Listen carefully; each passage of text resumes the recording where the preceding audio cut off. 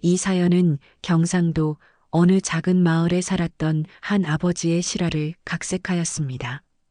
민수는 오늘도 벽에 걸린 낡은 사진을 바라봅니다. 꼬마 소희가 해맑게 웃고 있는 사진이죠. 어린 소희의 눈동자에는 세상의 모든 별이 담겨 있는 것 같았습니다. 민수는 천천히 손을 뻗어 소희의 얼굴을 쓰다듬습니다. 차가운 유리 표면만이 손끝에 닿을 뿐이지만 그 순간만큼은 소희의 따스한 볼을 만지는 듯한 착각이 듭니다. 소희야, 아빠가 오늘도 널 찾고 있단다. 30년 전 민수는 아내와 함께 5살 소희를 키우며 가난하지만 행복한 나날을 보내고 있었습니다. 작은 슈퍼마켓에서 일하며 겨우 생계를 유지했지만 소희의 웃음소리만으로도 모든 피로가 날아가는 듯 했지요. 그날도 평범한 토요일이었습니다. 민수는 소희의 손을 잡고 시장에 나갔습니다. 소희는 새 신발을 사준다는 약속에 들떠 있었고 민수는 딸의 작은 손이 주는 따뜻함에 행복했습니다. 소희야, 저기 과일 좀 구경하고 올게. 여기서 꼼짝 말고 있어. 단 1분, 아니 30초라는 짧은 시간이었습니다. 과일 가게에서 사과값을 흥정하는 사이 소희가 사라졌습니다. 처음에는 장난을 치는 줄 알았습니다. 소희가 좋아하는 장난이었으니까요. 하지만 시간이 지날수록 민수의 가슴은 점점 조여들었습니다. 시장 구석구석을 뛰어다니며 소희를 불렀지만 대답은 돌아오지 않았습니다. 경찰에 신고했고 동네 사람들이 모두 나서서 소희를 찾았지만 소용없었죠. 소희야, 소희야, 어디 있니? 민수의 절규는 시장 골목을 채웠습니다. 그의 목소리가 점점 쉬어갔지만 그는 멈추지 않았습니다. 밤이 깊어 경찰이 수색을 중단하자고 했을 때도 민수는 손전등을 들고 골목을 헤맸습니다. 비가 내리기 시작했고 그의 옷은 흠뻑 젖었지만 그는 계속 소희를 찾았습니다. 며칠이 지나고 몇 주가 지났습니다. 경찰의 수사는 점점 느슨해졌고 사람들의 관심도 점차 사라졌습니다. 하지만 민수의 마음속에 소희는 항상 그대로였습니다. 아내는 딸의 상실로 깊은 우울증에 빠졌습니다. 밤마다 소희의 방에 들어가 딸의 인형을 껴안고 울었지요.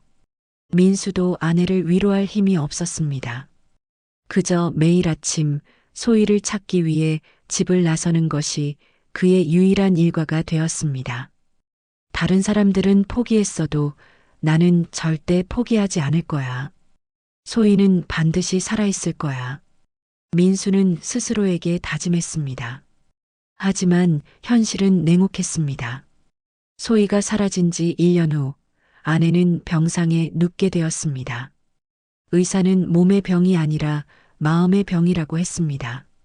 먹지도 자지도 않은 채 오직 소희만을 생각하던 아내는 결국 세상을 떠났습니다. 민수는 아내의 장례식에서도 눈물을 보이지 않았습니다. 아니, 보일 수 없었습니다. 그의 눈물은 이미 소희를 찾던 그날 다 말라버렸으니까요. 여보, 미안해. 소희를 찾아오지 못해서. 민수는 홀로 남겨졌습니다. 이제 그에게는 소희를 찾는 것 외에는 아무것도 남아있지 않았습니다. 민수는 결심했습니다. 돈을 모아 더 넓은 지역에서 소희를 찾기로 말입니다. 그는 작은 구멍가게를 열었고 밤낮 없이 일했습니다. 잠을 잘 시간도 아까웠습니다. 오직 소희를 찾기 위한 돈을 모으는 일에만 집중했지요. 민수의 작은 가게는 점점 커져갔습니다. 그의 부지런함과 성실함이 사람들의 마음을 움직였기 때문입니다. 민수는 번 돈으로 소희를 찾기 위한 전단지를 만들고 사람들을 고용해 전국을 수소문했습니다. 하지만 소식은 없었습니다. 그럼에도 민수는 포기하지 않았습니다. 그는 가게를 확장하고 새로운 사업에 뛰어들었습니다. 소희야, 아빠가 꼭 널 찾을게. 그러니 어디서든 건강하게 있어야 해. 민수는 매일 밤 소희의 사진을 보며 속삭였습니다. 그의 머릿속에는 항상 5살 소희의 모습만 남아 있었습니다. 10년이 지나고 소희는 15살이 되었을 테지만 민수는 여전히 작은 소희를 그리워했습니다. 시간이 흐르면서 민수의 사업은 놀라운 성공을 거두었습니다. 작은 가게에서 시작한 사업은 이제 전국적인 체인점으로 성장했고 식품 제조업까지 손을 뻗쳤습니다. 사람들은 그를 불굴의 사업가라고 불렀지만 민수 자신은 그저 소희를 찾기 위해 돈을 버는 것뿐이라고 생각했습니다. 20년이 지난 어느 날 민수는 이제 백만장자가 되어 있었습니다. 화려한 저택에서 혼자 살고 있었지만 그의 마음은 여전히 소희가 사라진 그날에 머물러 있었습니다. 저택의 가장 큰 방은 소희를 위해 꾸며놓았습니다. 어린 소희가 좋아했던 인형들과 장난감들로 가득 채웠죠. 소희가 돌아오면 좋아할 거라고 생각했습니다. 사장님, 이번에도 소희 양을 찾는 수색팀에 돈을 보내실 겁니까? 비서의 질문에 민수는 고개를 끄덕였습니다. 그는 매년 소희의 생일과 실종일에 큰 돈을 들여 전문 수색팀을 고용했습니다. 20년이 지난 지금도 그는 희망을 버리지 않았습니다. 네, 항상 하던 대로 해주세요. 그리고 이번에는 해외까지 수색 범위를 넓혀주세요. 민수는 창밖을 바라보며 말했습니다. 창밖의 도시 풍경은 화려했지만 그의 눈에는 공허함만 보였습니다. 백만장자가 되었지만 그에게 가장 소중한 것은 여전히 찾지 못했으니까요. 사업이 안정되자 민수는 조금씩 시간적 여유를 가지기 시작했습니다. 그는 마음의 평화를 찾기 위해 절을 찾기 시작했습니다. 처음에는 그저 소희의 안전을 빌기 위함이었지만 점차 불교의 가르침에 위로를 받게 되었습니다. 민수는 전국의 유명한 사찰들을 순례하며 소희를 위한 기도를 올렸습니다. 부처님, 제 딸 소희가 어디에 있든 행복하고 건강하게 해주십시오. 그리고 언젠가는 저와 다시 만날 수 있게 해주십시오. 민수의 기도는 간절했습니다. 그는 소희를 위해 큰 불전을 올리고 사찰의 중건과 보수에도 많은 돈을 기부했습니다. 스님들은 그의 사연을 듣고 안타까워했으며 진심 어린 위로와 조언을 건넸습니다. 시주님, 집착이 커질수록 고통도 커집니다. 소희 양을 찾는 마음은 이해하지만 그 집착이 시주님의 삶을 지배하지 않도록 하세요. 스님의 말씀에 민수는 고개를 숙였습니다. 하지만 그의 마음속에서 소희에 대한 그리움은 줄어들지 않았습니다. 그것은 집착이 아니라 아버지의 사랑이었으니까요.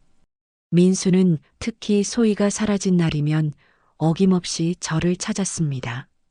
그날은 다른 어떤 일도 하지 않고 오직 소희를 위한 기도에만 전념했습니다. 촛불을 켜고 소희의 무사와 행복을 빌었습니다. 때로는 밤새도록 기도를 올리기도 했습니다. 어느덧 30년이 되어 가는군요. 민수는 달력을 바라보며 중얼거렸습니다. 소희가 사라진 지 30년, 이제 소희는 35살의 여인이 되었을 테지만 민수의 기억 속에는 여전히 5살 소녀로 남아 있었습니다. 민수의 머리카락은 하얗게 변했고 주름이 깊게 패인 얼굴에는 세월의 흔적이 고스란히 담겨 있었습니다. 이번에는 서울의 청운사를 찾아가 봐야겠군. 민수는 서울에 있는 유명한 사찰인 청운사를 방문하기로 결심했습니다.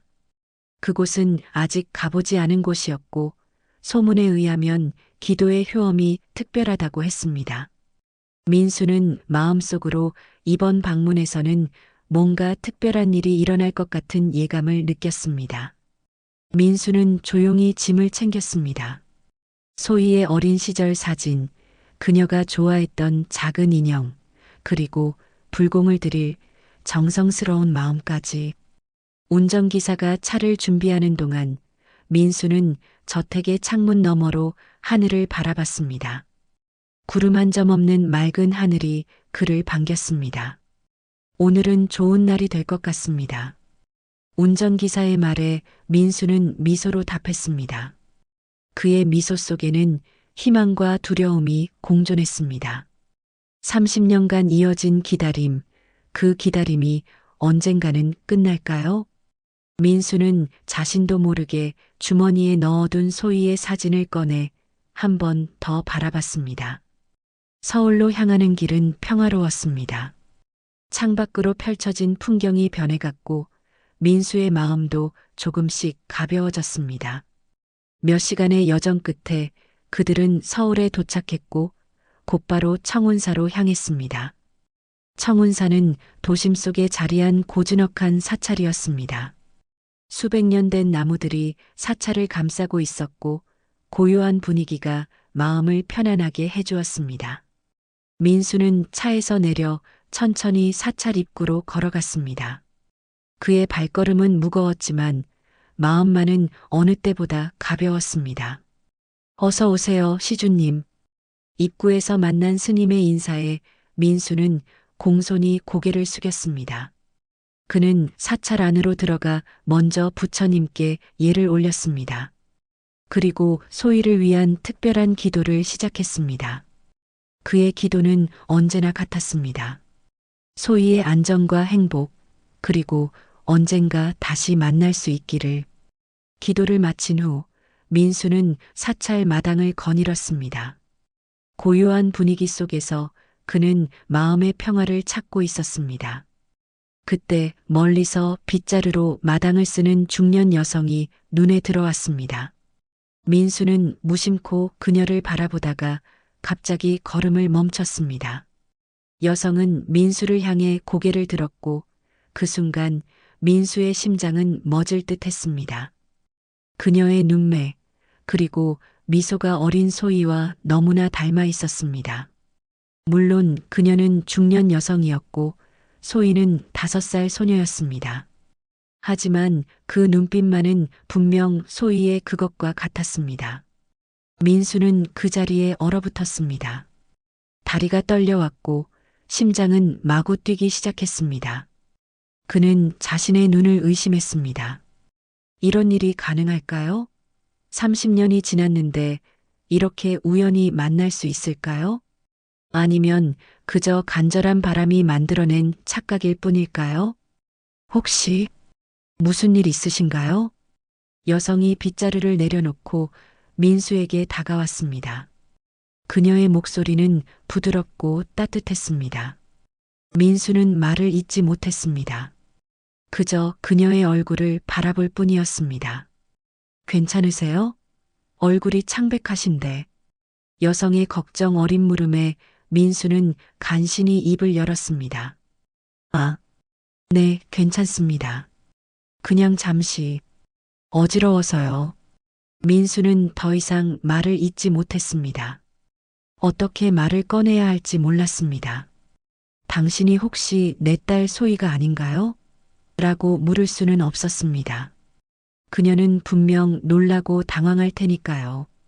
민수는 마음을 가다듬고 조심스럽게 물었습니다. 여기서 일하시는 건가요? 네, 저는 여기서 자원봉사를 하고 있어요. 제 이름은 혜진입니다. 혜진이라. 민수는 그 이름을 곱씹었습니다. 소희가 아니라 혜진이라는 이름을 가진 여성이었습니다. 그의 희망은 잠시 흔들렸지만 곧 다시 솟아올랐습니다.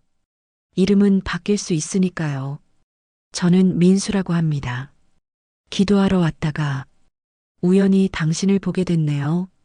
민수는 최대한 자연스럽게 대화를 이어갔습니다. 그는 혜진의 얼굴을 유심히 살폈습니다. 그녀의 눈매, 코, 입술 모두 소희와 닮아 있었습니다. 물론 어린 소희의 모습을 성인이 된 얼굴과 비교하기는 어려웠지만 민수의 직감은 그녀가 소희일 가능성이 높다고 말하고 있었습니다. 혹시 실례가 안 된다면 여기서 얼마나 오래 일하셨나요?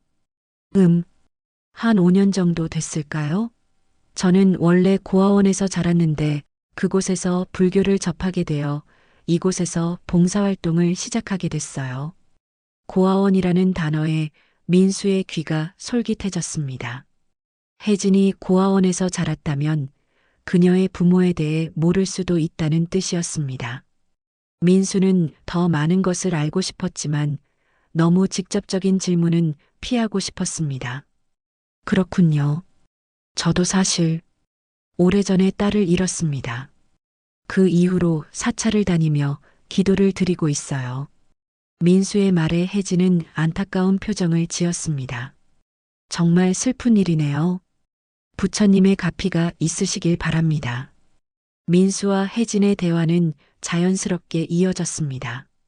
민수는 조심스럽게 혜진의 과거에 대해 물었고 혜진은 자신이 알고 있는 이야기를 들려주었습니다.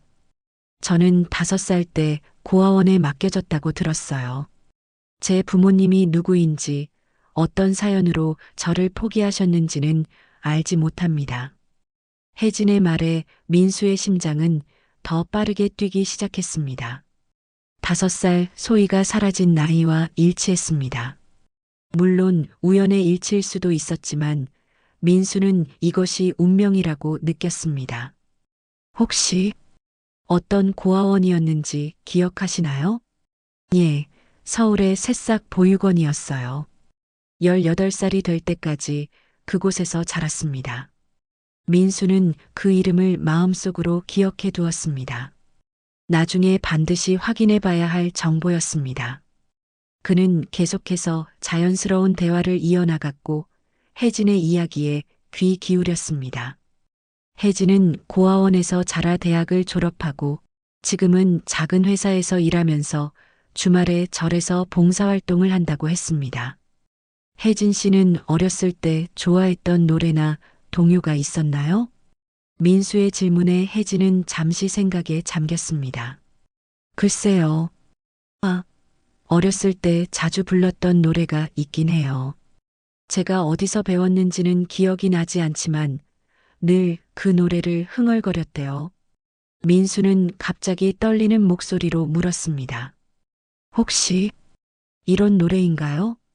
그리고 민수는 소희가 좋아했던 동요를 조용히 흥얼거리기 시작했습니다. 그것은 소희가 잠들기 전 항상 부르던 자장가였습니다. 달림 달림 밝은 달림 우리 소희 반짝 눈에. 민수가 노래를 부르자 혜진의 얼굴이 갑자기 굳어졌습니다. 그녀의 눈에 놀라움이 가득 찼습니다.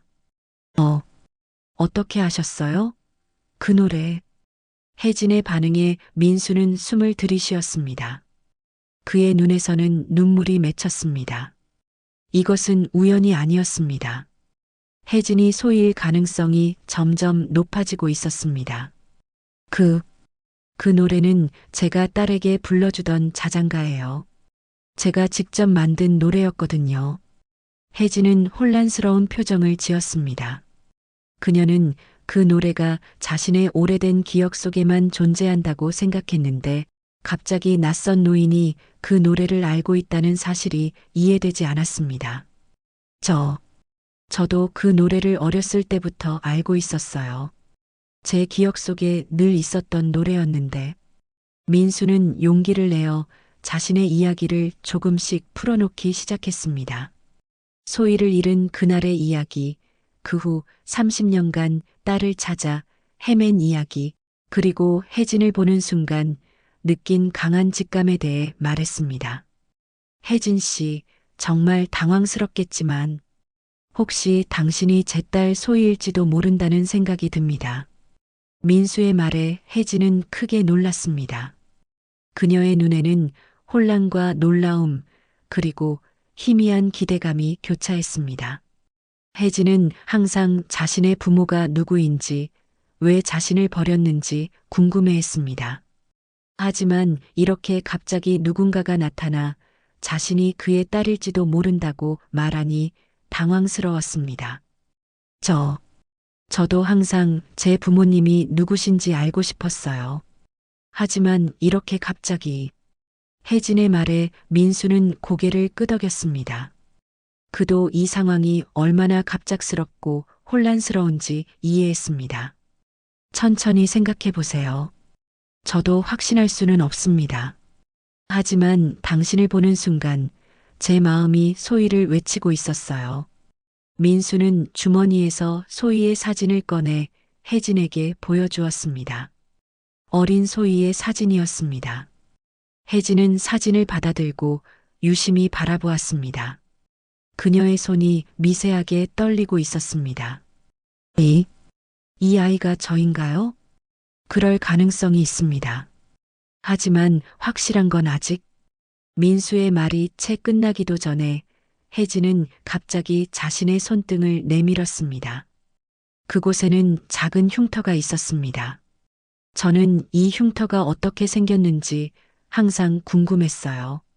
고아원에 왔을 때부터 있었다고 하는데 민수는 그 흉터를 보는 순간 숨이 멎는 듯 했습니다. 그것은 소희가 3살 때 뜨거운 주전자에 대어서 생긴 흉터와 정확히 같은 위치, 같은 모양이었습니다. 소희는 3살 때 주전자에 손을 대었어요. 정확히 그 위치에. 말을 마친 민수의 눈에서는 눈물이 흘러내렸습니다. 그는 감정을 주체할 수 없었습니다. 혜진 역시 놀라움에 말을 잇지 못했습니다.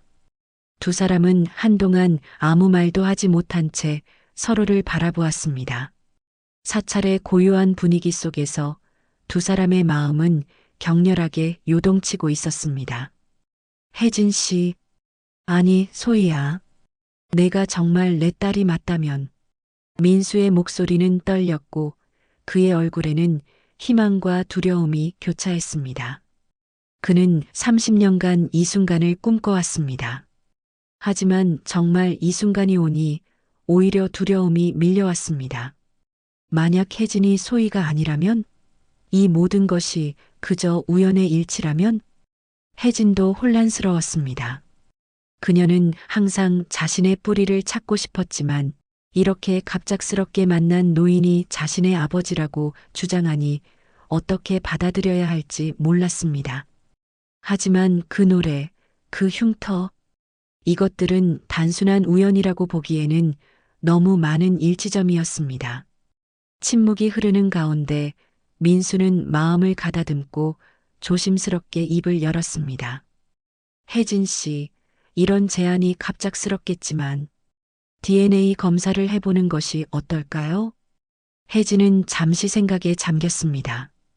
그녀의 눈에는 복잡한 감정이 교차했습니다. 이 노인이 정말 자신의 아버지라면? 그토록 궁금했던 자신의 뿌리를 찾을 수 있다면? 하지만 동시에 두려움도 있었습니다. 만약 그가 아버지가 아니라면? 또 한 번의 실망을 감당할 수 있을까? 좋아요. 해보죠. 저도 진실을 알고 싶어요. 혜진의 대답에 민수는 안도의 숨을 내쉬었습니다. 그는 즉시 휴대폰을 꺼내 비서에게 연락했습니다. 가장 신뢰할 수 있는 병원을 예약하고 최대한 빨리 검사를 진행할 수 있도록 준비하라고 지시했습니다. 내일 아침에 검사를 받을 수 있을 것 같습니다. 괜찮으시겠어요? 혜진은 고개를 끄덕였습니다. 그녀는 내일 회사에 휴가를 내야 할 것 같다고 말했습니다. 민수는 그녀의 불편함을 덜어주기 위해 최대한 배려하겠다고 약속했습니다. 혜진 씨, 오늘 하루만이라도 저와 함께 시간을 보내주실 수 있을까요? 30년간 기다려온 순간인데 민수의 간절한 눈빛에 혜진은 거절할 수 없었습니다. 그녀는 스님께 양해를 구하고 민수와 함께 사찰을 나섰습니다. 두 사람은 근처 카페에 앉아 이야기를 나누기 시작했습니다. 민수는 소희가 어떤 아이였는지, 어떤 것을 좋아했는지, 그리고 그날 어떻게 사라졌는지 자세히 이야기했습니다. 그의 목소리에는 그리움과 슬픔이 묻어났습니다. 혜진은 그의 이야기를 들으며 자신의 어린 시절을 떠올려 보려 했지만 5살 이전의 기억은 거의 없었습니다. 저는 제 기억이 고아원에서부터 시작돼요. 그 이전의 일은 마치 안개 속에 있는 것처럼 흐릿해요. 혜진의 말에 민수는 이해한다는 듯 고개를 끄덕였습니다. 30년이 지났고 혜진은 당시 5살이었으니 기억이 없는 것이 당연했습니다. 혹시 다른 기억은 없나요? 아주 작은 것이라도. 민수의 질문에 혜진은 깊이 생각에 잠겼습니다. 그녀는 눈을 감고 어린 시절의 희미한 기억을 더듬어 보았습니다. 가끔 꿈에서 본 것 같은 기억이 있어요. 시장에서 누군가의 손을 잡고 걸어가는 장면, 그리고 빨간 사과를 받았던 기억. 민수의 눈이 커졌습니다.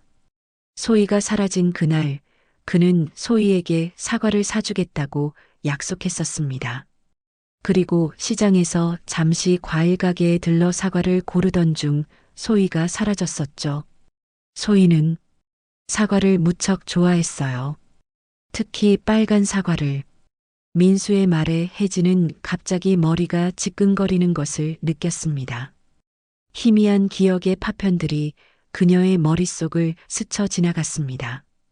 빨간 사과, 붐비는 시장, 그리고 누군가의 따뜻한 손. 그 기억은 너무 희미해서 실제인지 꿈인지 구분할 수 없었습니다. 괜찮으세요? 민수의 걱정스러운 목소리에 혜진은 고개를 끄덕였습니다. 그녀는 물 한 잔을 마시고 숨을 가다듬었습니다. 네, 괜찮아요. 그냥 갑자기 머리가 아파서요. 두 사람은 계속해서 이야기를 나누었습니다. 민수는 소희의 어머니인 자신의 아내에 대해서도 이야기했습니다. 소희가 사라진 후 슬픔을 이기지 못하고 세상을 떠난 이야기, 그리고 그 후 자신이 어떻게 소희를 찾기 위해 모든 것을 바쳤는지에 대해 말했습니다. 아내는 당신이 돌아오길 기다리다 하늘나라로 갔어. 당신을 너무 사랑했기에 그 상실감을 견디지 못했던 거야. 민수의 눈에서 눈물이 흘렀습니다. 혜진은 그의 손을 잡아주었습니다. 그녀도 모르게 나온 행동이었지만 그 순간 두 사람 사이에 무언가 연결된 듯한 느낌이 들었습니다. 정말 많이 힘드셨겠네요. 혜진의 위로에 민수는 고개를 끄덕였습니다. 그는 손수건으로 눈물을 닦고 미소를 지으려 노력했습니다. 하지만 이제 당신을 찾은 것 같아. 확실한 건 내일 알겠지만 내 마음은 이미 당신이 소희라고 말하고 있어. 대화를 마친 후 민수는 혜진을 그녀의 집까지 데려다 주었습니다. 헤어지기 전 민수는 내일 아침 8시에 다시 만나자고 약속했습니다. 내일 뵙겠습니다. 그리고 어떤 결과가 나오든 오늘 이야기를 들려주셔서 감사합니다. 혜진의 말에 민수는 따뜻한 미소를 지었습니다. 고마워, 혜진 씨. 내일 봅시다. 집으로 돌아온 민수는 잠을 이룰 수 없었습니다.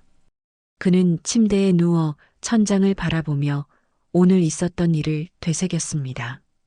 혜진의 얼굴, 그녀의 목소리, 그리고 그 손등의 흉터. 모든 것이 소희를 가리키고 있었습니다. 민수는 내일의 검사 결과가 기대되면서도 두려웠습니다. 만약 혜진이 소희가 아니라면 그 실망감을 어떻게 견뎌낼 수 있을까? 민수는 침대에서 일어나 창가로 걸어갔습니다. 밤하늘에는 별들이 반짝이고 있었습니다. 그는 별을 바라보며 속삭였습니다. 소희야, 내가 정말 돌아온 거니? 아니면 이것도 또 하나의 실망으로 끝날까? 그의 물음에 대답하듯 별 하나가 유난히 밝게 빛났습니다. 민수는 그것을 좋은 징조로 받아들이며 미소 지었습니다. 혜진 역시 자신의 작은 아파트에서 잠을 이루지 못하고 있었습니다. 그녀는 오래된 앨범을 꺼내 자신의 어린 시절 사진들을 바라보았습니다. 고아원에서 찍은 사진들이었습니다.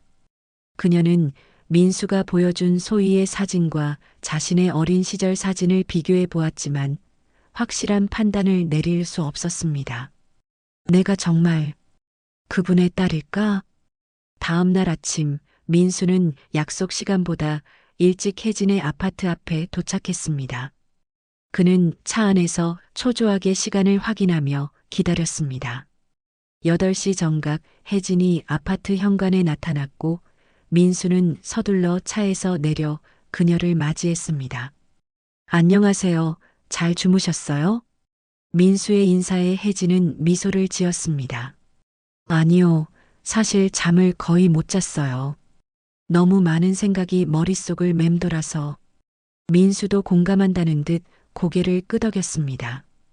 그 역시 밤새 뒤척이며 잠을 이루지 못했습니다. 두 사람은 함께 차에 올라 병원으로 향했습니다. 차 안에서는 어색한 침묵이 이어졌습니다. 너무 많은 이야기를 하고 싶었지만 동시에 무슨 말을 해야 할지 몰랐습니다.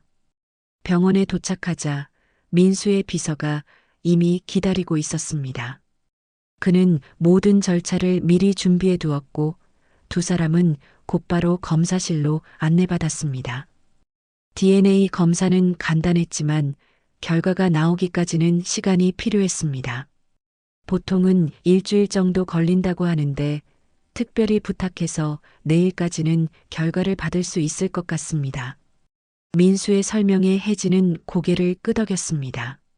하루라도 기다려야 한다는 사실이 두 사람 모두에게 길게 느껴졌습니다.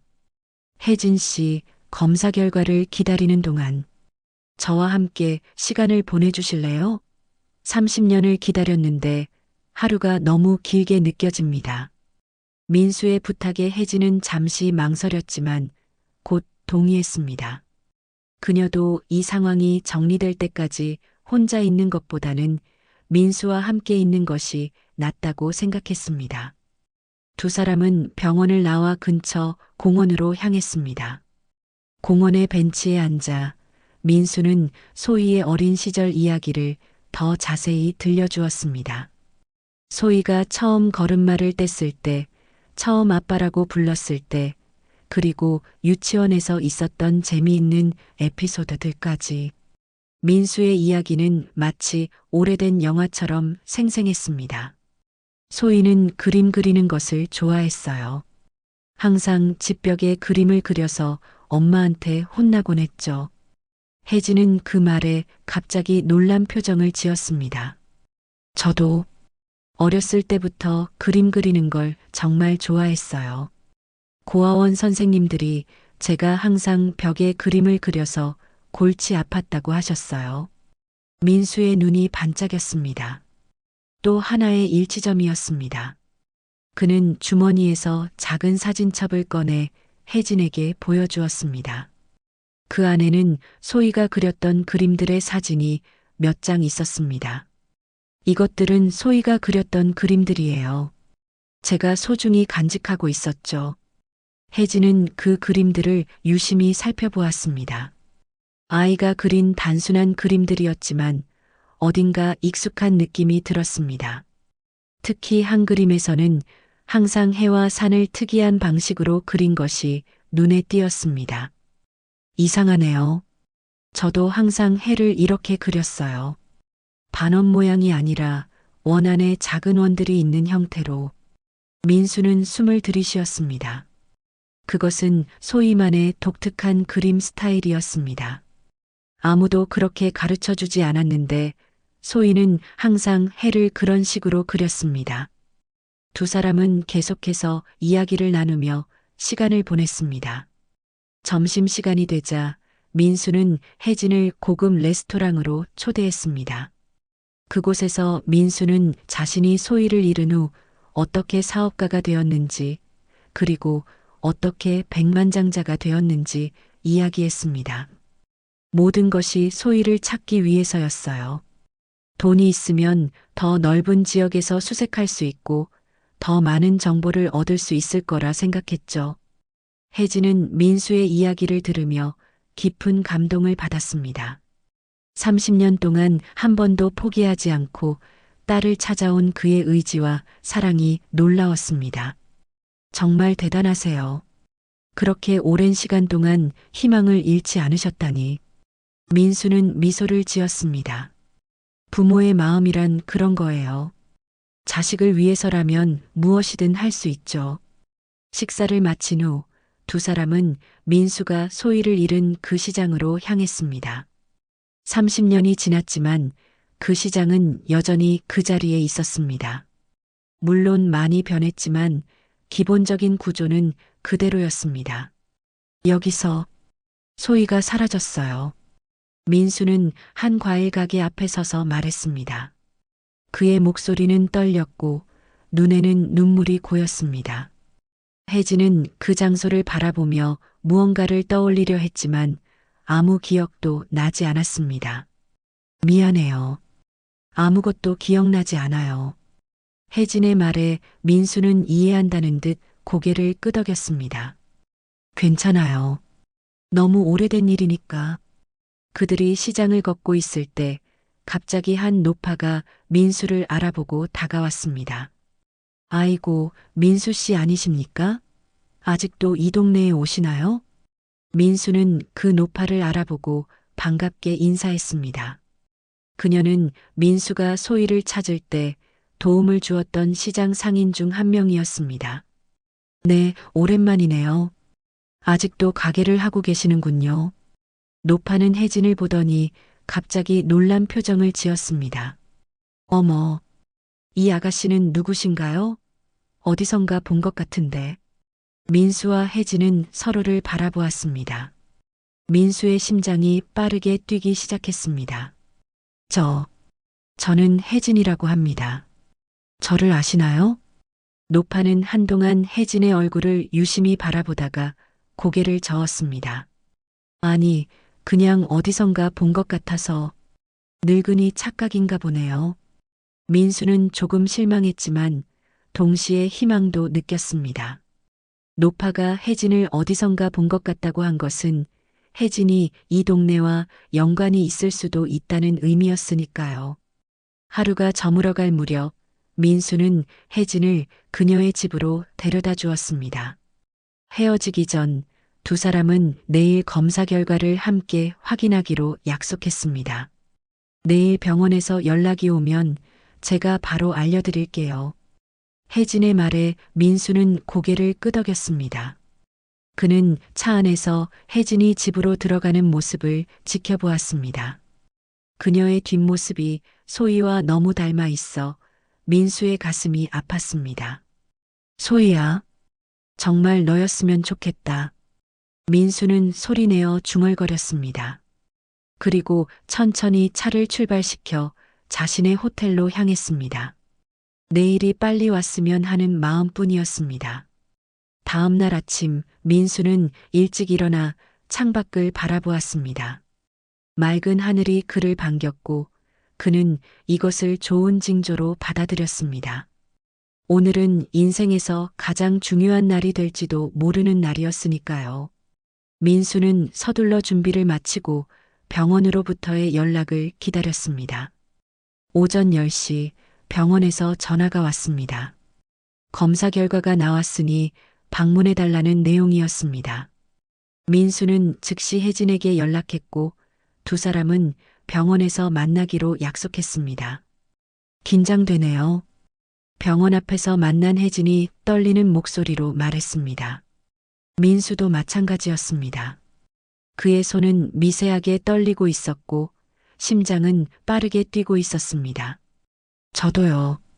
하지만 어떤 결과가 나오든 우리는 함께 이겨낼 거예요. 민수의 말에 혜진은 작게 미소 지었습니다. 두 사람은 함께 병원으로 들어갔고 담당 의사의 진료실로 안내받았습니다. 앉으세요. 의사는 두 사람을 맞이하며 말했습니다. 그의 표정은 읽기 어려웠습니다. 민수와 혜진은 나란히 앉아 의사의 말을 기다렸습니다. 검사 결과가 나왔습니다. 의사는 천천히 파일을 열었고 그 안에 서류를 꺼내 두 사람에게 보여주었습니다. 두 분은 부녀 관계가 맞습니다. DNA 일치율이 99.9% 이상입니다. 의사의 말에 민수와 혜진은 숨을 들이쉬었습니다. 민수의 눈에서는 눈물이 흘러내렸고 혜진은 믿을 수 없다는 표정으로 의사를 바라보았습니다. 정말, 정말입니까? 민수가 떨리는 목소리로 물었습니다. 네, 확실합니다. 혜진 씨는 민수 씨의 친딸입니다. 의사의 확인에 민수는 더 이상 감정을 주체할 수 없었습니다. 그는 흐느끼기 시작했고 혜진도 눈물을 참지 못했습니다. 30년간의 기다림이 드디어 끝난 순간이었습니다. 소희야, 정말 내가 맞구나. 민수는 혜진의 손을 꼭 잡았습니다. 그녀는 이제 더 이상 혜진이 아니라 소희였습니다. 그의 딸 소희였습니다. 아버지. 소희는 처음으로 민수를 아버지라고 불렀습니다. 그 한마디에 민수의 심장은 벅차올랐습니다. 30년간 그토록 듣고 싶었던 그 한마디를 드디어 들었습니다. 병원을 나온 두 사람은 서로를 끌어안았습니다. 길 가는 사람들이 이상하게 바라봤지만 그들은 신경 쓰지 않았습니다. 이 순간만큼은 세상에 그들 둘만 존재하는 것 같았습니다. 소희야, 이제 집에 가자. 내가 있어야 할 곳으로. 민수의 말에 소희는 고개를 끄덕였습니다. 두 사람은 함께 민수의 차에 올랐고 그의 저택으로 향했습니다. 저택에 도착하자 소희는 그 규모에 놀랐습니다. 그녀는 아버지가 백만장자라는 것을 알고 있었지만 이렇게 큰 저택에 살고 있을 줄은 몰랐습니다. 여기가 아버지의 집인가요? 소희의 물음에 민수는 고개를 끄덕였습니다. 그래, 이제는 내 집이기도 해. 들어가자. 두 사람이 저택 안으로 들어서자 직원들이 일렬로 서서 민수를 맞이했습니다. 민수는 그들에게 소희를 소개했습니다. 여러분, 이분은 제 딸 소희입니다. 30년 만에 찾았습니다. 앞으로는 이 집의 주인으로 모셔주시기 바랍니다. 직원들은 놀란 표정을 감추지 못했지만 곧 환영의 인사를 건넸습니다. 소희는 아직도 이 상황이 꿈만 같았습니다. 어제까지만 해도 자신은 그저 평범한 직장인이었는데 오늘은 갑자기 백만장자의 딸이 되었으니까요. 민수는 소희를 저택 구석구석 안내했습니다. 그리고 마지막으로 그가 소희를 위해 꾸며놓은 방으로 안내했습니다. 이곳은 내가 돌아오길 기다리며 준비해둔 방이야. 문을 열자 소희는 놀라움을 감추지 못했습니다. 그곳에는 어린 소희가 좋아했던 인형들과 장난감들이 가득했고 벽에는 소희의 어린 시절 사진들이 걸려 있었습니다. 마치 시간이 멈춘 듯한 공간이었습니다. 아버지, 이렇게까지. 소희의 눈에서 다시 눈물이 흘러내렸습니다. 그녀는 방 안의 물건들을 하나하나 만져보았습니다. 특히 침대 위에 놓인 곰 인형이 눈에 띄었습니다. 이 인형. 민수는 그 인형을 집어들었습니다. 내가 가장 좋아했던 꿈이야. 항상 이 인형을 안고 잤지. 소희는 그 인형을 받아들고 가슴에 안았습니다. 그 순간 희미한 기억의 파편이 그녀의 마음을 스쳐 지나갔습니다. 어린 시절 이 인형을 안고 잠들던 따뜻한 기억, 그리고 누군가가 이불을 덮어주던 안전한 느낌, 기억이 조금씩 돌아오는 것 같아요. 아직 명확하지는 않지만 민수는 소희의 어깨를 감싸 안았습니다. 천천히 기억해도 돼. 우리에겐 이제 많은 시간이 있으니까. 두 사람은 거실로 내려가 함께 식사를 했습니다. 민수는 요리사에게 특별히 소희가 어렸을 때 좋아했던 음식들을 준비하라고 지시했습니다. 소희는 그 음식들을 맛보며 어렴풋이 기억을 더듬었습니다. 이 맛, 어딘가 익숙해요. 민수는 미소를 지었습니다. 내가 가장 좋아했던 음식이었어. 내 어머니가 자주 해주던 거야. 식사를 마친 후 두 사람은 민수의 서재로 자리를 옮겼습니다. 민수는 소희에게 30년간 그녀를 찾기 위해 했던 노력들을 자세히 이야기해 주었습니다. 전단지를 돌리고 신문에 광고를 내고 전문 수색팀을 고용했던 이야기들. 그 모든 것이 소희를 위한 것이었습니다. 아버지, 정말 감사해요. 저를 잊지 않고 계속 찾아주셔서. 소희의 말에 민수는 고개를 저었습니다. 고마워할 필요 없어. 부모로서 당연한 일을 한 거야. 민수는 창밖을 바라보며 잠시 생각에 잠겼습니다. 소희야, 내일 우리 함께 청운사에 가보지 않을래? 우리가 만난 그 사찰에 가서 감사 인사를 드리고 싶어. 소희는 기쁘게 동의했습니다. 그녀도 이 모든 일이 우연이 아니라 운명이라고 느꼈고 그 사찰에 특별한 인연을 느꼈습니다. 네, 좋아요. 함께 가요, 아버지. 그날 밤 소희는 민수가 준비해둔 방에서 잠을 청했습니다. 그녀는 꼬미 인형을 안고 누웠습니다. 낯선 환경이었지만 이상하게도 편안함을 느꼈습니다. 마치 오래전부터 이곳이 자신의 집이었던 것처럼. 엄마, 저 이제 아버지를 찾았어요. 엄마도 하늘에서 보고 계시나요? 소희는 작게 속삭였습니다.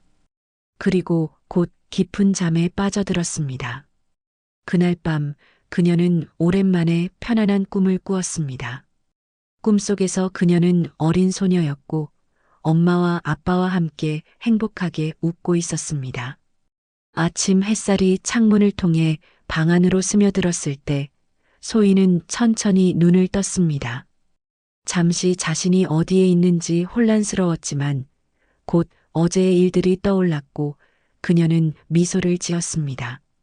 이제 그녀는 혜진이 아니라 소희였습니다. 30년 전 시장에서 사라졌던 그 소녀, 민수의 딸 소희였습니다. 그녀는 천천히 침대에서 일어나 창밖을 바라보았습니다. 넓은 정원이 펼쳐져 있었고 아름다운 꽃들이 만발해 있었습니다. 그녀는 꼬미 인형을 안고 계단을 내려갔습니다. 아래층에서는 이미 민수가 아침 식사를 준비하고 있었습니다. 아, 일어났구나. 잘 잤니? 민수의 따뜻한 목소리에 소희는 고개를 끄덕였습니다. 네, 오랜만에 정말 편하게 잤어요. 꿈도 좋은 꿈을 꿨고요. 민수는 미소를 지으며 식탁으로 소희를 안내했습니다. 풍성한 아침 식사가 준비되어 있었습니다. 많이 먹어. 너는 항상 입이 작아서 밥을 잘 안 먹었거든. 소희는 민수의 말에 놀랐습니다. 그런데 어떻게 아셨어요? 저 정말 식사량이 적은 편이거든요. 민수는 웃음을 터뜨렸습니다. 역시 내 딸이야. 어릴 때부터 그랬으니까. 식사를 마친 후 두 사람은 약속대로 청운사로 향했습니다. 사찰에 도착하자 스님들이 반갑게 그들을 맞이했습니다. 민수는 스님들에게 자신과 소희의 이야기를 들려주었고 모두가 놀라워했습니다. 참으로 인연이 깊으십니다. 이곳에서 만나 부녀 관계를 확인하시다니 부처님의 은혜가 함께하신 것 같습니다. 주지 스님의 말에 민수와 소희는 고개를 숙여 감사 인사를 드렸습니다. 두 사람은 함께 불전을 올리고 소희를 찾게 해준 것에 대한 감사 기도를 드렸습니다. 스님, 정말 감사합니다. 제가 30년간 찾아 헤맸던 딸을 이곳에서 만나게 될 줄은 꿈에도 몰랐습니다. 주지 스님은 미소를 지으며 고개를 끄덕였습니다. 모든 것에는 때가 있는 법입니다. 소희님이 이제는 자신의 뿌리를 찾고 진정한 가족의 품으로 돌아갈 때가 된 것이지요. 사찰에서의 시간을 마친 후 민수는 소희에게 특별한 제안을 했습니다.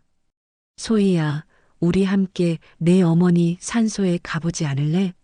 어머니에게 내가 돌아왔다는 소식을 전해드리고 싶어. 소희는 잠시 생각하더니 고개를 끄덕였습니다. 그녀도 자신을 낳아준 어머니의 산소를 찾아가고 싶었습니다. 두 사람은 차를 타고 시외로 나가 조용한 공원묘지에 도착했습니다. 민수는 소희의 손을 잡고 산책로를 따라 걸었습니다. 여기야. 민수는 아름다운 벚나무 아래 있는 묘비 앞에 멈춰 섰습니다. 묘비에는 사랑하는 아내, 어머니라는 글귀와 함께 소희 어머니의 이름이 새겨져 있었습니다. 민수는 준비해온 꽃을 묘비 앞에 놓고 묘비를 쓰다듬었습니다. 여보, 소희가 돌아왔어. 우리 딸이 드디어 집으로 돌아왔어. 민수의 목소리는 떨렸고 눈에는 눈물이 고였습니다. 소희도 묘비 앞에 무릎을 꿇고 손을 모았습니다. 어머니, 저는 어머니의 얼굴도 기억하지 못하지만 제가 돌아왔어요. 이제 아버지와 함께 행복하게 살게요. 그러니 하늘에서 편안하게 지켜봐 주세요. 소희의 눈에서도 눈물이 흘러내렸습니다. 그녀는 자신이 태어나고 자란 가정을 기억하지 못했지만 이 순간만큼은 깊은 연결감을 느꼈습니다.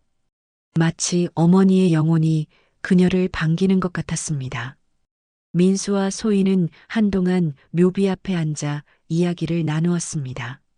민수는 소희 어머니가 어떤 사람이었는지, 얼마나 소희를 사랑했는지 이야기해 주었습니다. 소희는 그 이야기를 들으며 조금씩 자신의 정체성을 찾아가는 느낌이었습니다. 어머니는 정말 아름다운 분이셨어요.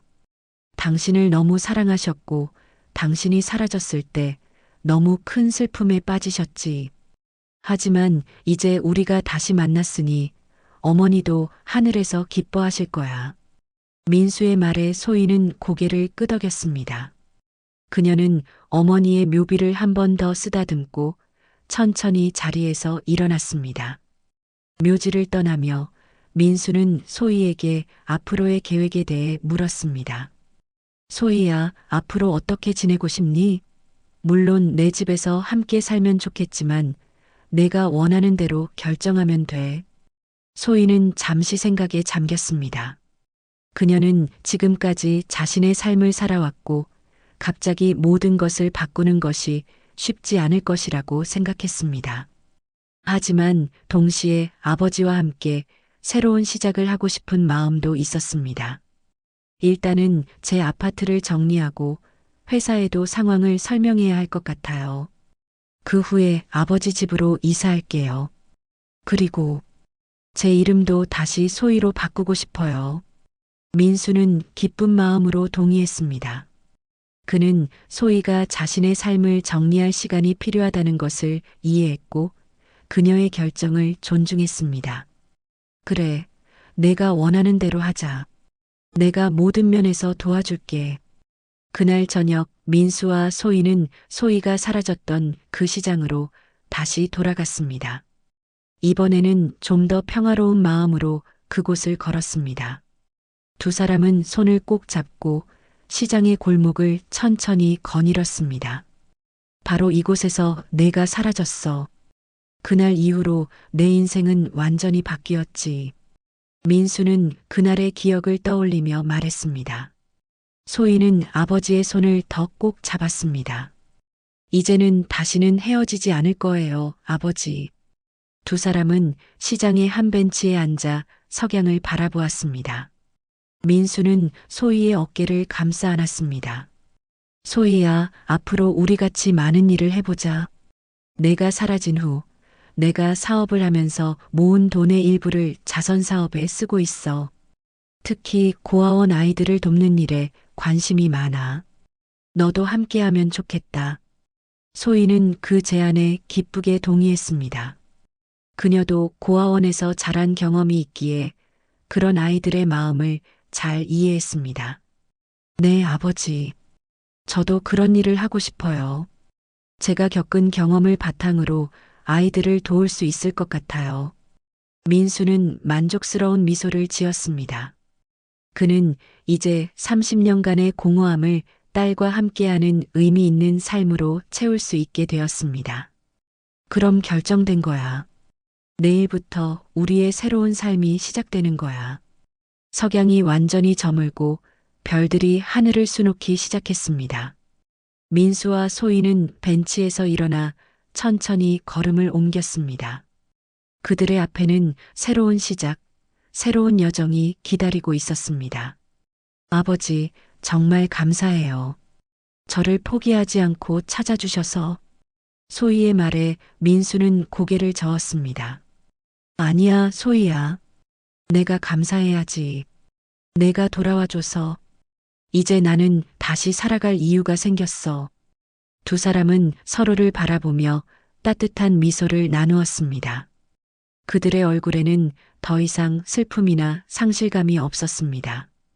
오직 희망과 행복, 그리고 미래에 대한 기대만이 가득했습니다. 이제 집에 가자, 소희야. 우리의 진짜 집으로. 민수의 말에 소희는 고개를 끄덕였습니다. 두 사람은 손을 꼭 잡고 밤하늘의 별들 아래에서 새로운 여정을 시작했습니다. 30년의 기다림과 상실, 그리고 마침내 찾아온 재회. 그들의 이야기는 끝이 아니라 새로운 시작이었습니다.